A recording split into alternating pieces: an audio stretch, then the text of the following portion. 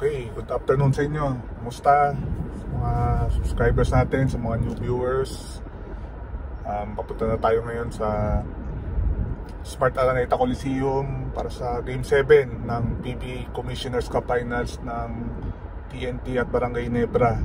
Tip-off 7:30 pero ano pala ngayon? 2:20, almost 2:23 ng tanghali.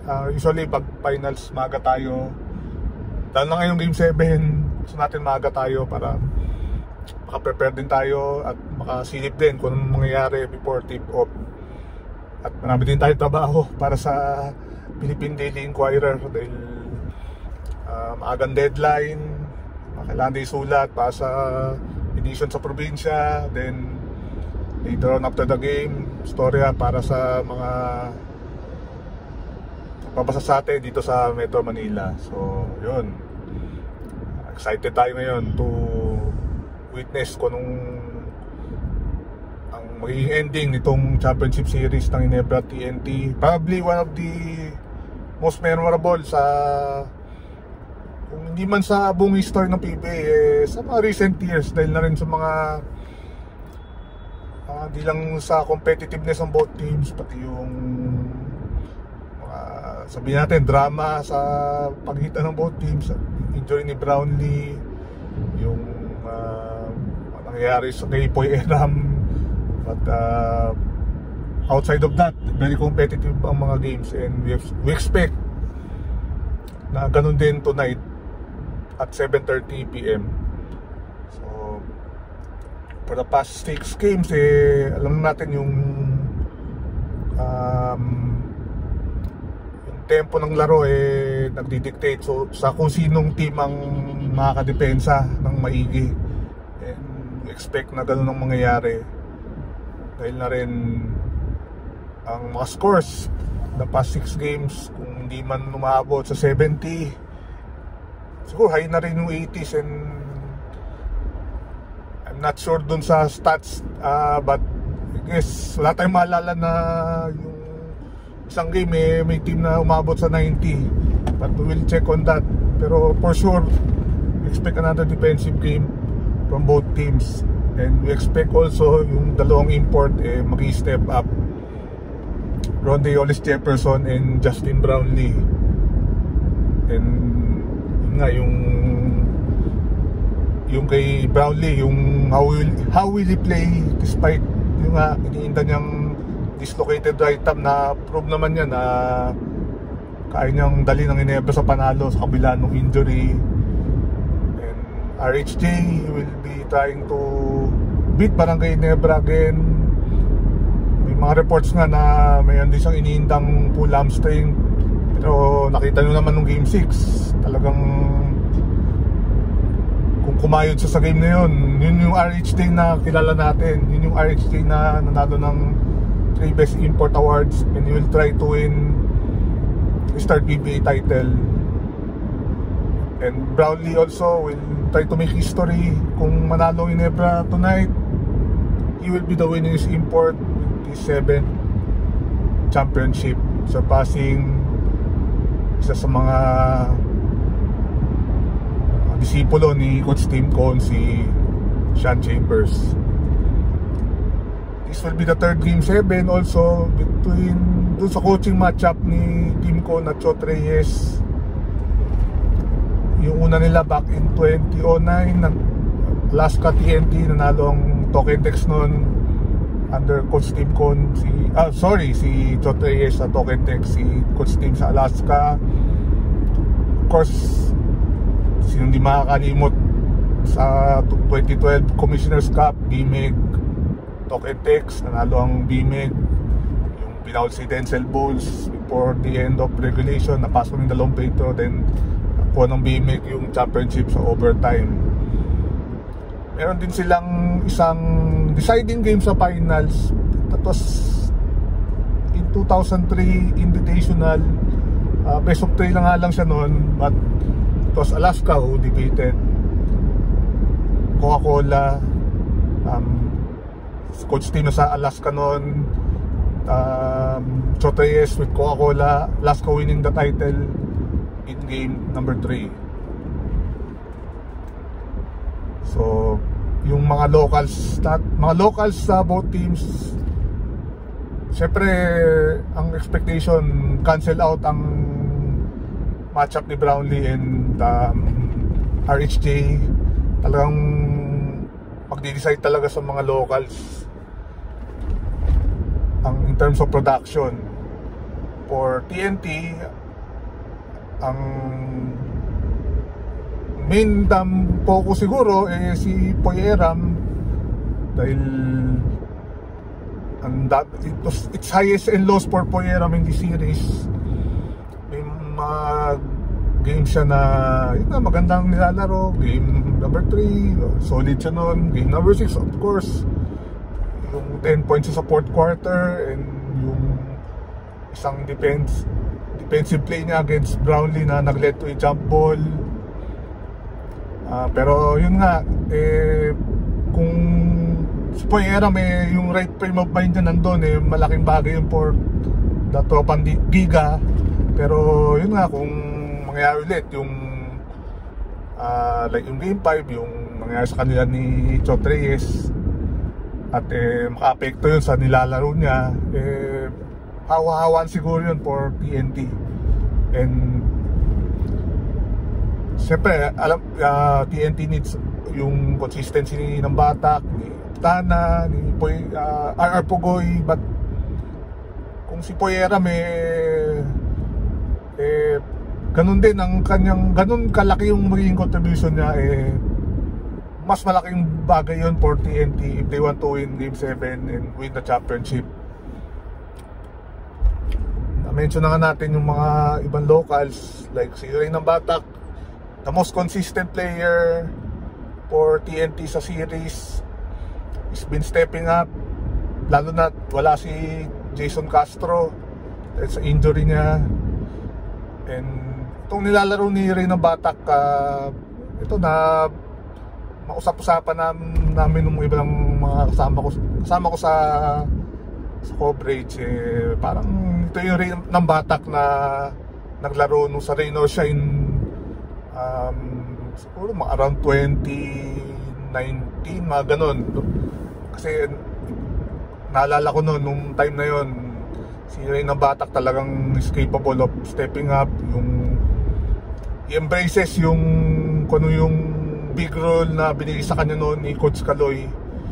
At that time Rain or Shine had 2 semi-final appearances sa season na yun. So very impressive ang nilalaro ni Ray ng Batak, and whether TNT wins this Commissioner's Cup or not, malaking confidence builder to sa All Filipinos, Philippine Cup, kung saan wala pa rin si Jason Castro, and Ray ng Batak will man the point for TNT.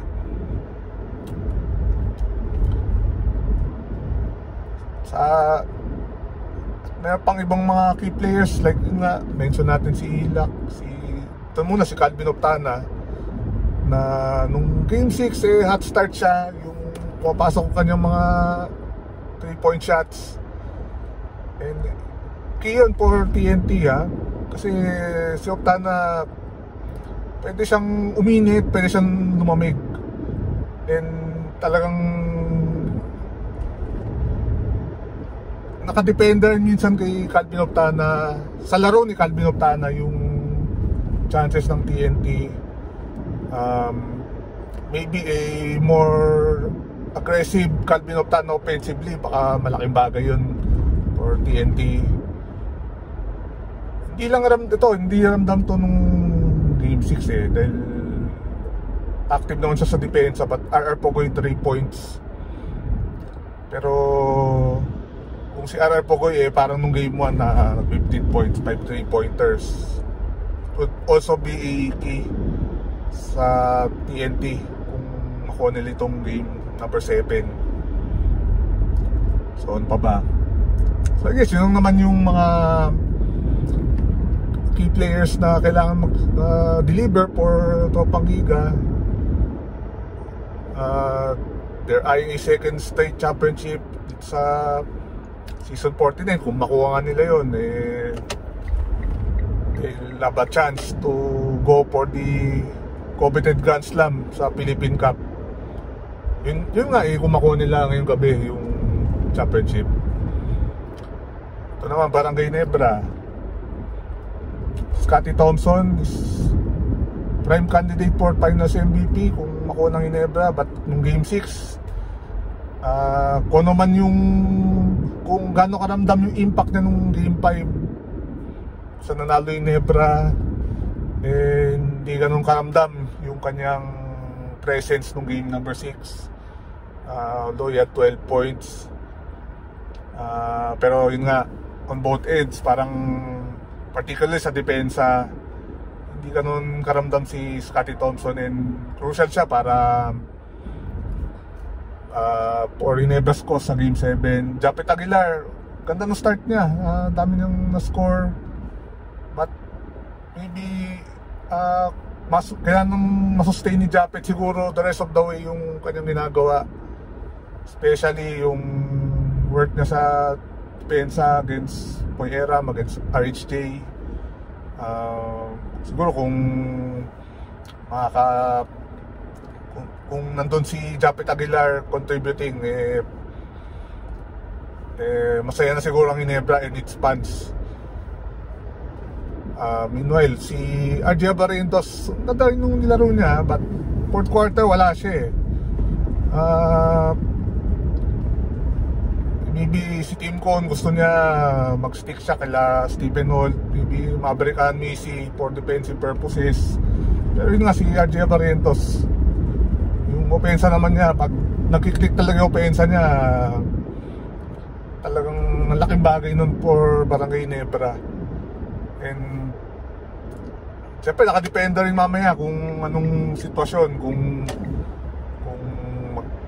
mag-i-stay ba si Tim Cone kay RJ Barrientos or pupunta siya kila Maverick Missy or Stephen Holt. And si Stephen Holt, very key sa defensive end, especially guarding Ronde Yolis Jefferson. But yun nga, nung game 6 parang si Ronde nakahanap ng paraan para exploit yung depensa ng Ginebra. And for sure, tong Ginebra magawa ng paraan para gumawa ng bagong adjustment sa depensa. But again, Stephen Holt and Jimmy Malonzo, likely sila ang ulit ang tatao kay Ronde Yolis Jefferson. Okay, may tumawag lang sa atin kaya ni-stop muna natin. But yun nga, yun naman yung mga players na susi.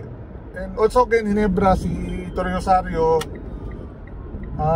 before the series, ang expectation si Torre Rosario yung magiging yung sa mga X-Factor sa series, dahil na rin habang may dumadaan ambulansya. Taanin mo na rin ito isa. Okay, sige, yan. So yun nga, X-Factor sa series, marami nag-expect si Troy, dahil na rin nung last finals nung Governor's Cup, never was missing yung toughness sa loob na talagang na-miss nila nung nawala si Christian Standardinger. But so far kasi si Troy largely hindi ganun kalaki impact niya. Not sure if talagang naapektuhan na siya dun sa ankle sprain niya. Inamin niya after game 1, iniinda nga siya na injury. But si Torre Rosario, pakita niya yung reason bakit pumirma siya sa Ginebra, bakit naging reason siya for Ginebra success sa Commissioner's Cup with his inside presence. Who knows, Ginebra might get yung panalo mamayang gabi. So yun lang, yun lang naman ang nasa isip natin going into tonight's game. Expect natin punong-puno ang Araneta. Namin naka-anticipate sa game na to. Again, 7:30 ang tip-off. And sana yung mga pupunta medyo agaan nyo din, make early plans para walang hassle sa inyo.